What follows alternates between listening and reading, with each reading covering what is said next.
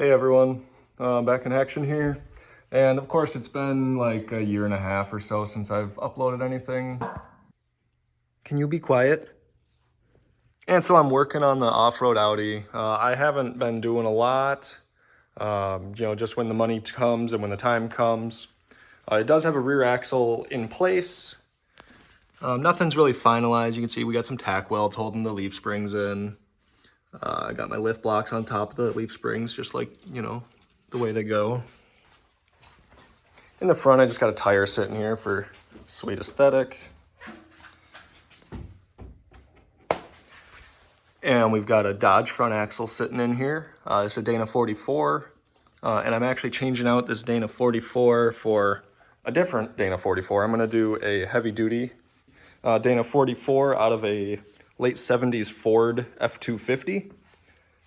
So it still has leaf spring perches that should line up with what I built in the car. And it's a high pinion, so that'll keep my differential out of the rocks. Whereas this one, you can see this pinion is right on the bottom of the differential. So that yoke would be more likely to hit rocks.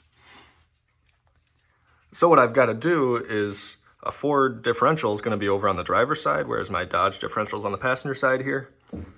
And the Dodge transfer case, you can see, is up here in the floorboard. And what I'm going to end up doing is unbolting the transfer case about here. So this is the front half of the transfer case. On a NP203, which is what this is, that's considered the gear reduction section. And then I'm going to throw away this rest of it. And then I'm going to bolt another transfer case to the back of this one. And I'm going to be using a Ford second transfer case. So that'll get my drive shaft over on that driver's side for the Ford axle. That naturally makes sense. So I got this Ford axle off Facebook Marketplace for like 300 bucks. I knew that it had water in it, and it definitely did. I mean, there's like noticeable like chunks of rust on the ring gear, but that's fine. The spider gears turn, that's cool.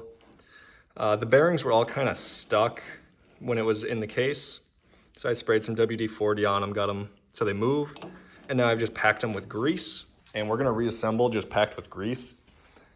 This car is never gonna be on the road or like going more than 30 miles per hour. It should be really no concern, and I'm not planning on driving it very far, even when it's on the trails.